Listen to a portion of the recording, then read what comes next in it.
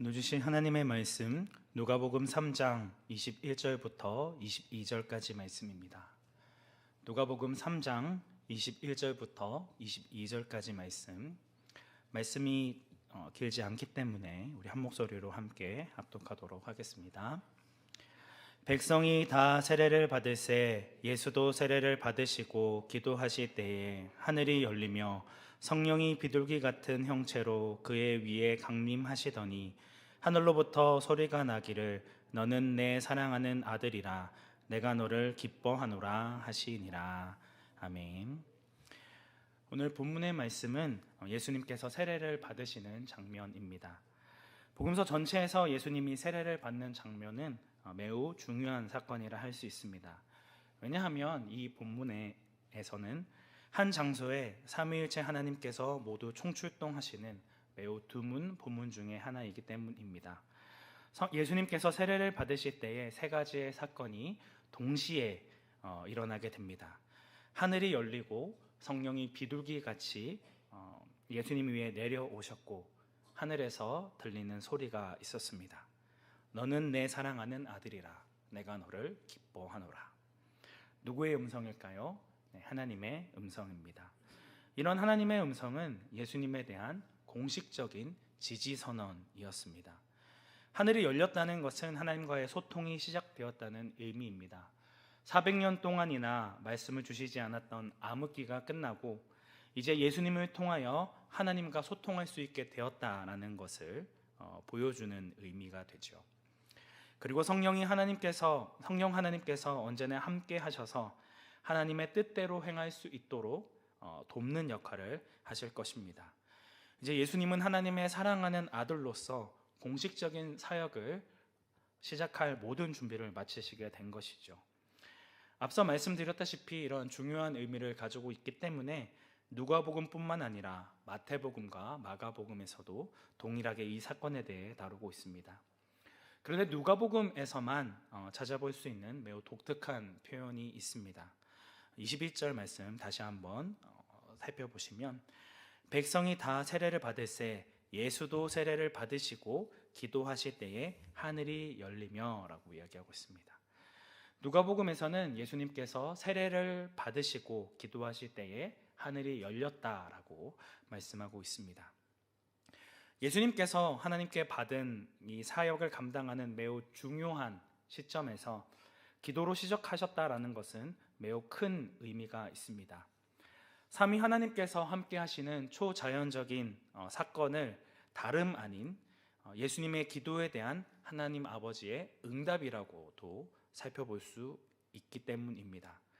이 복음서를 기록한 누가는 다른 복음서에서는 찾아볼 수 없는 예수님의 기도 생활에 대해서 매우 강조하여서 이야기하고 있습니다. 누가복음에 드러나는 예수님의 삶을 한마디로 말씀하면 예수님께 기도하는 삶이었다라고 이야기할 수 있습니다.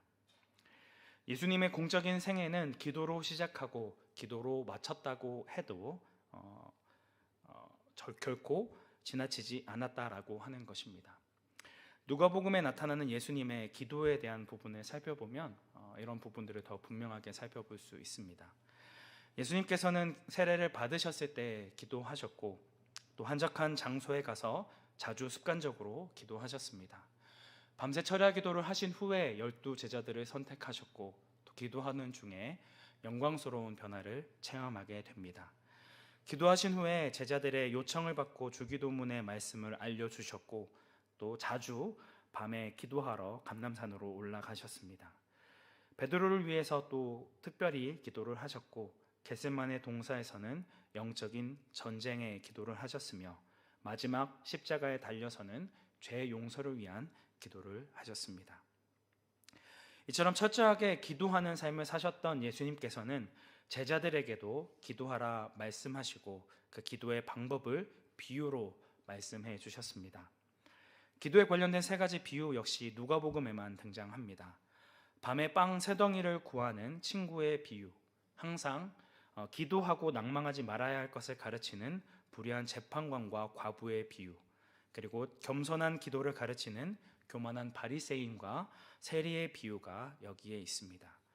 그리고 추가적으로 예수님의 재림을 준비하라는 기도의 가르침도 나옵니다. 이를 통해 누가가 자기의 글을 읽는 독자들에게 전하고 싶은 것은 너무나도 분명합니다. 무엇을 강조하고 있습니까? 예수님께서는 언제나 항상 기도의 삶을 사셨다라고 하는 것입니다. 사실 우리가 생각하기에 예수님이야말로 기도가 가장 필요 없는 분 아니십니까? 하나님의 아들이시고 하나님의 모든 뜻을 하시고 그분의 뜻을 전하기 위해 오신 분 아닙니까?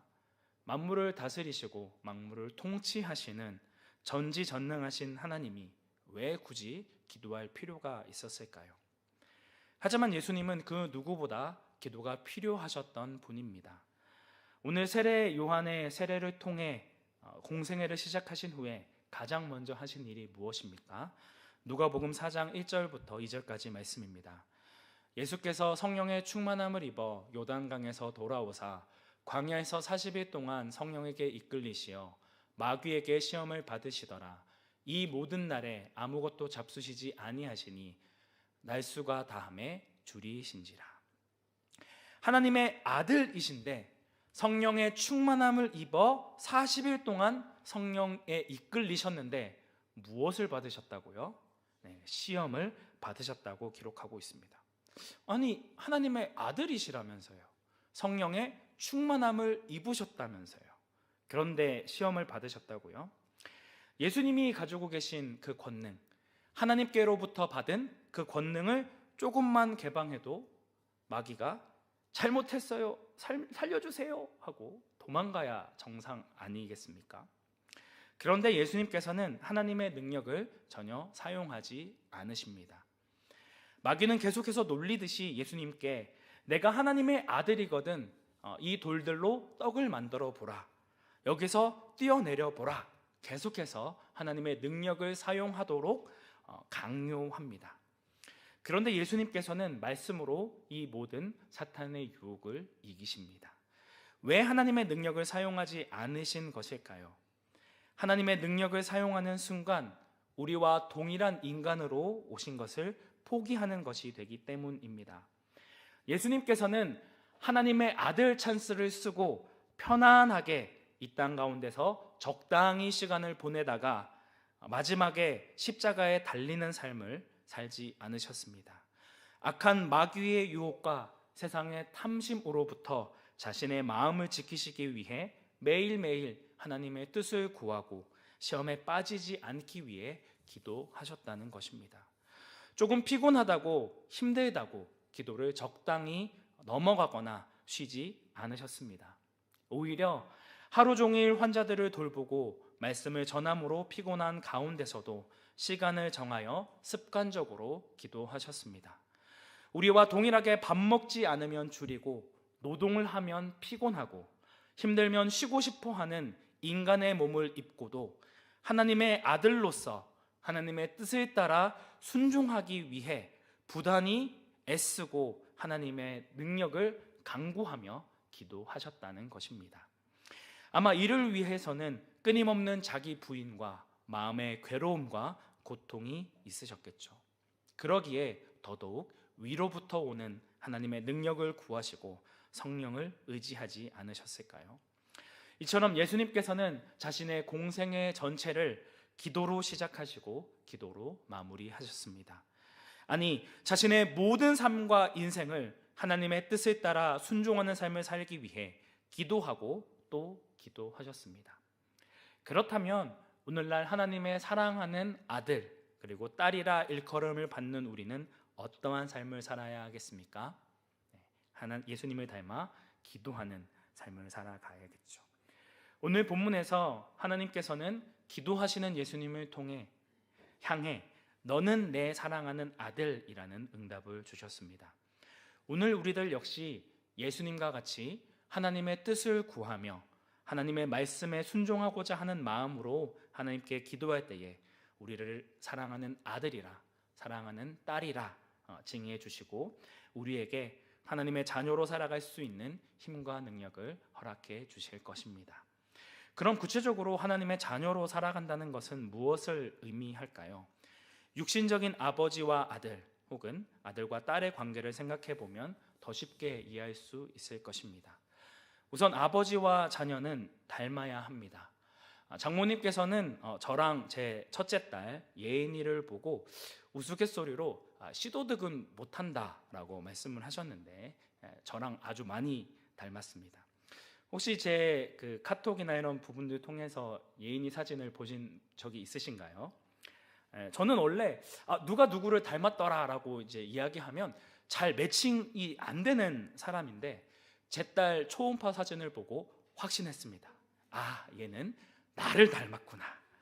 너의 눈, 코, 입 100% 나를 닮았구나 라고 생각했고 역시나 밖으로 나오니까 저랑 붕어빵이었습니다. 그래서 언젠가 내가 어렸을 때는 어땠을까라고 오래된 사진첩을 살펴봤는데 세상에 저희 아내는 그 사진을 보고 어른이 되어버렸습니다. 그래도 자신을 좀 닮았다라고 생각을 하고 있었는데 완전히 실족을 했습니다. 그래서 사진을 찍어서 처갓집 이 카톡방에 올렸는데 난리가 났습니다. 장모님은 짧게 헉이라고 답변을 했고 처형은 나는 지금까지 황수연을 예쁘다라고 하고 있었다라고 한탄을 하고 장인어른은 뒤늦게 이거 예인이 사진 아니었어? 라고 반응을 보이셨습니다. 그래서 준비했습니다. 제 아기 때 사진. 여기 사진에서 오른쪽에 있는 게 제 어렸을 때 사진이고 왼쪽에 있는 사진이 예인이 사진입니다. 이 정도면 좀 많이 닮지 않았나요? 제가 왜 굳이 제 딸내미 사진을 들이댔겠습니까? 귀여운 딸내미를 자랑하는 목적이 있죠. 이렇게 어렸던 예인이가 내일 모레 금요일 날 만 3살이 됩니다. 이 사진은 오늘 어린이집에서 이제 생일 잔치하고 찍은 사진, 아주 따끈따끈한 사진입니다. 자, 이 사진의 결론은 뭐다? 아버지와 자녀는 닮을 수밖에 없다는 것입니다. 단순히 외모적인 것뿐만 아니라 가치관, 생활 방식의 모든 것을 포함하는 것이라 할 수 있습니다. 한 번씩 내가 싫어하는 아버지나 어머니의 모습이 어느 순간 나에게 자연스럽게 튀어나오는 그런 경험을 많이 해보시지 않았습니까? 그리고 자녀를 통해서 그 모습을 또 발견하는 순간 아주 충격을 받을 수밖에 없죠. 이처럼 아버지와 자녀는 서로 닮을 수밖에 없습니다. 그렇다면 하나님의 자녀인 우리는 예수님과 닮을 삶을 살 수밖에 없습니다.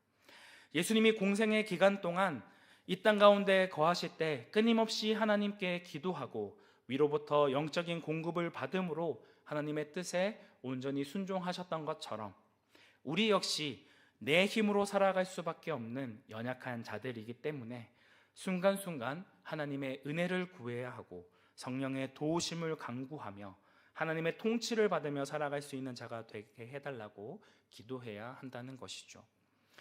예수님께서는 일평생 십자가에 달려 죽으시기까지 하나님의 능력을 구하고 하나님의 뜻대로 살아가고자 애쓰고 분투하는 삶을 살아가셨는데 예수님을 믿는 자녀라 스스럼 없이 얘기하는 우리가 어찌 기도하지 않는 삶을 살 수 있겠습니까? 어찌 내 자신의 유익과 탐욕을 위해 기도할 수 있겠습니까? 우리가 정말 하나님을 제대로 믿고 있는 자인지 하나님의 사랑받는 아들 혹은 딸로 불릴 수 있는 자인지 끊임없이 우리의 삶을 돌아보아야 한다는 것이죠. 요한복음 3장 36절 말씀에서는 아들을 믿는 자에게는 영생이 있고 아들에게 순종하지 아니하는 자는 영생을 보지 못하고 도리어 하나님의 진노가 그 위에 머물러 있느니라고 말씀하고 있습니다. 아들이 있는 자에게는 영생이 있고 아들에게 순종하지 아니하는 자에게는 영생이 없다고 이야기하고 있습니다. 그런데 앞문장과 뒷문장이 좀 다른 부분이 있습니다. 아들을 믿는 자에게 영생이 있다면 아들을 믿지 않는 자에게는 영생을 보지 못한다고 해야 문법적으로 맞습니다. 하지만 믿지 않는 자가 아니라 순종하지 아니하는 자에게 영생이 없다라고 말씀하고 있습니다. 그렇다면 아들을 믿는다는 것은 아들의 말에 순종하는 자라는 것을 의미합니다. 예수님을 믿는다는 것은 단순히 입술의 고백으로만 예수님을 인정한다는 것이 아니라 하나님의 말씀에 순종했느냐, 순종하지 않았느냐로에 달려 있다는 것을 말씀하고 있는 것이죠. 예수님을 믿는다는 고백이 있어도 하나님의 말씀대로 살아가지 않고 순종하는 삶이 없다면 그 사람은 예수님을 믿는 것이 아닐 수 있다는 것입니다. 요한복음 8장 51절 말씀에서는 진실로 진실로 너희에게 이르노니 사람이 내 말을 지키면 영원히 죽음을 보지 아니하리라고 말씀하고 있습니다. 앞서 있는 말씀과 합해서 얘기하면 예수님을 믿는다는 것은 예수님의 말씀을 지키는 것이고 그 말씀대로 순종하는 자라는 것을 의미하게 됩니다. 예수님의 말씀을 지키고자 애쓰고 순종하는 자가 영원히 죽음을 보지 않는다는 것을 강조하고 있는 것이죠. 그렇다면 예수님은 하나님의 말씀과는 전혀 상관없이 자신의 의미대로 행동하셨을까요? 그렇지 않습니다. 하나님의 말씀에 온전히 순종하셨죠. 순종하시되 어디까지 순종하셨습니까? 죽기까지 순종하셨습니다. 그리고 하나님 아버지의 뜻대로 십자가에 달려 죽으심으로 우리를 자녀 삼으시고 우리에게 구원을 받을 수 있는 은혜를 허락해 주셨습니다. 예수님 역시 하나님의 말씀을 지킴으로 온전한 순종이 무엇인지를 우리에게 보여주셨다는 것이죠. 그렇다면 오늘 우리가 구원받을 수 있는 유일한 방법은 하나님의 말씀에 순종하는 것입니다. 그렇다면 우리가 순종해야 할 말씀은 무엇입니까? 마가복음 12장 말씀에 한 서기관이 모든 계명 중 첫째가 무엇이냐고 질문했습니다. 이에 예수님께서는 이렇게 말씀하셨습니다. 마가복음 12장 29절부터 31절까지의 말씀입니다. 예수께서 대답하시되 첫째는 이것이니 이스라엘아 들으라. 주 곧 우리 하나님은 유일한 주시라.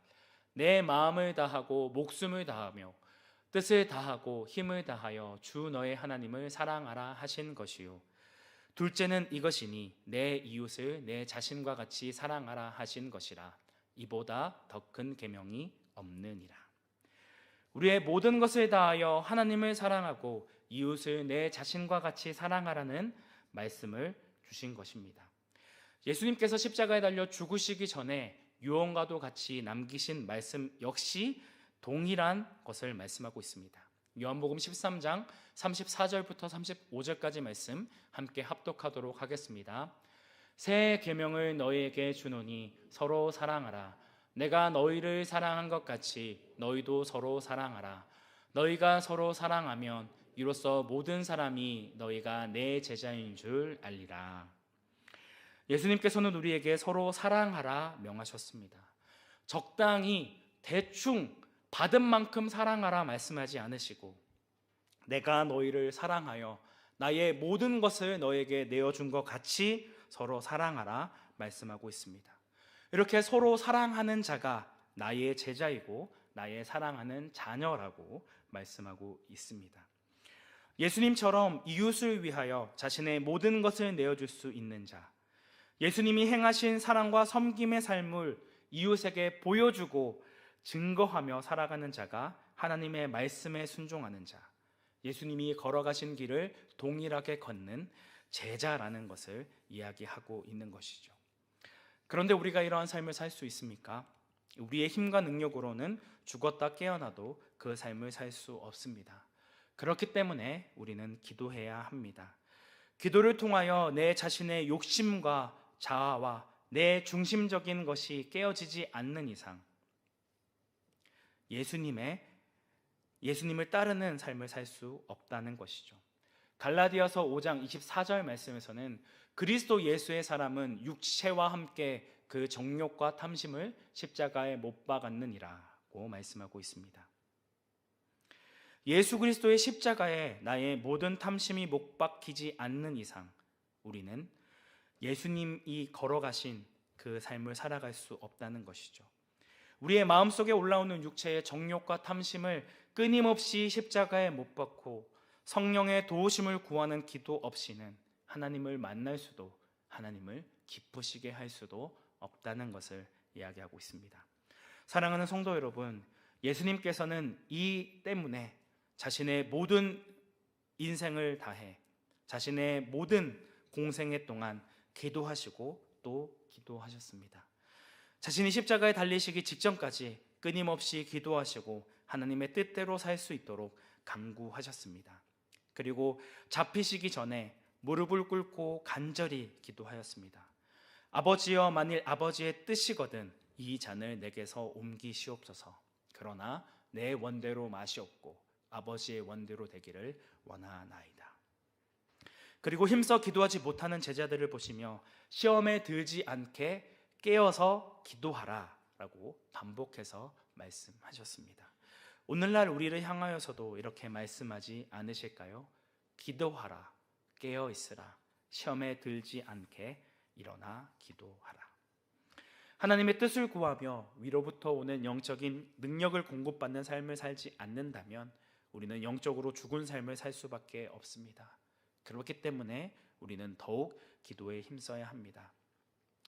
하나의 비유를 들고 싶습니다. 우리는 끝이 아주 뾰족한 연필과도 같습니다. 이 연필은 1000만 번 내가 설 거야 라고 결심해도 스스로 설 수 없습니다. 끊임없이 넘어지고 또 넘어지고 어떠한 방법을 써도 설 수 없습니다. 하지만 어떻게 하면 이 연필이 설 수 있을까요? 손으로 붙들면 됩니다. 누군가가 붙들고 있는 이상 스스로 설 수 없는 이 연필은 서 있을 수 있습니다. 지금까지 우리가 기도하지 않고 여전히 내 뜻과 내 마음대로 살아갔음에도 불구하고 하나님께서 우리에게 은혜를 베풀어 주신 것은 우리가 잘나서가 아니라 그럼에도 우리를 사랑하시고 우리를 품어주시는 하나님의 사랑과 은혜가 있었기 때문입니다. 하나님의 손이 우리를 떠나는 순간 우리는 곧바로 넘어질 수밖에 없는 연약한 존재입니다. 우리는 참으로 연약해서 쉽게 실축하고 쉽게 낙담하고 쉽게 넘어지지만 그렇기 때문에 더욱 성령의 도우심을 구하고 하나님의 은혜를 의지하며 기도하는 삶을 살아가야 합니다. 그 어느 때보다 더 깨어서 기도해야 될 때인 줄 믿습니다. 디모데후서 3장 말씀에서는 말세의 때를 이렇게 설명하고 있습니다. 마지막 때에는 자신을 사랑하고 돈을 사랑하고 쾌락 사랑하기를 하나님 사랑하는 것보다 더하다라고 이야기하고 있습니다. 이것이 말세의 때에 사람들에게 드러나는 특징입니다. 첫 번째 특징으로는 자기 자신을 사랑합니다. 이기적인 자기 사랑으로 자신을 높이는 자랑과 교만과 자만이 나타나게 되고 자기와 다른 사람의 의견을 쉽게 비방합니다. 이는 이웃을 대하는 태도로 연결되어집니다. 두 번째 특징으로 이웃을 사랑하지 않습니다. 부모에게조차 불순종하며 다른 사람을 무정하게 대하고 모함하고 절제하지 못하며 난폭하고 악하게 행동합니다. 하나님께 대해서도 마찬가지입니다. 하나님을 사랑하지 않습니다. 그들은 하나님을 사랑하지 않으며 거룩한 삶을 살지도 않습니다.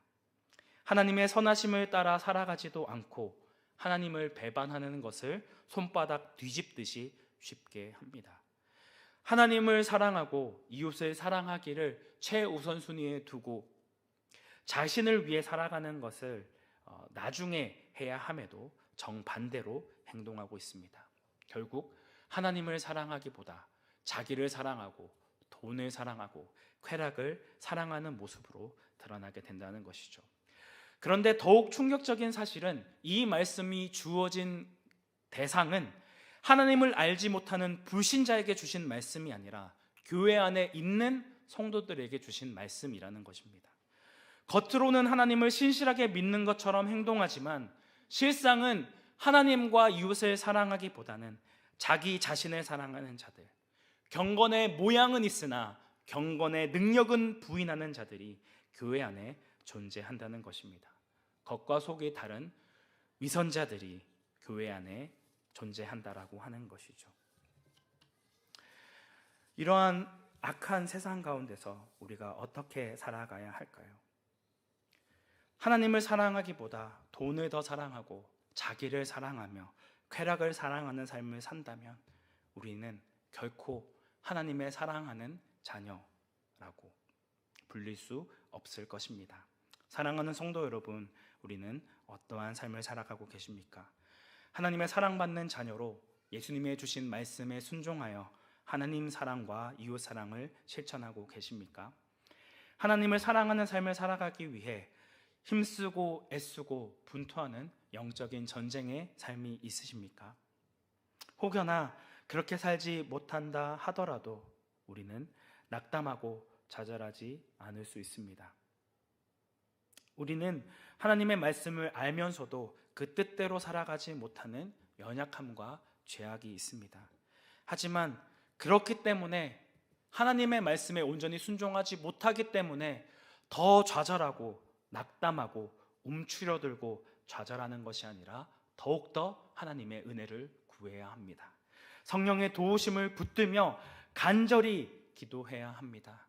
예수님께서 그러하셨듯이 늘 깨어 기도하며 주님 앞에 무릎으로 나아가는 삶이 있어야 한다는 것이죠.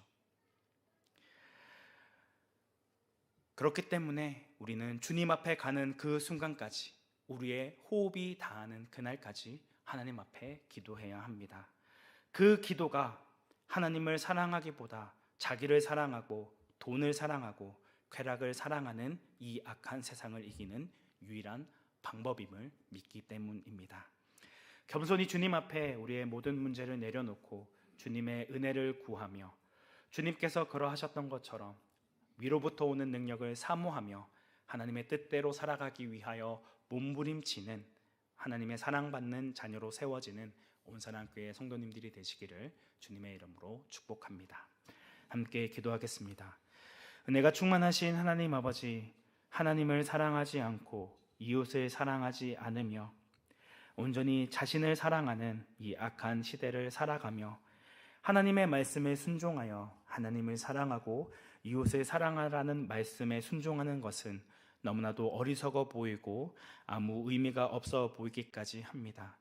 하지만 우리의 힘과 능력으로는 그 삶을 살 수 없기 때문에 더 주님 앞에 무릎으로 나아가는 저희들 되어지기 원합니다.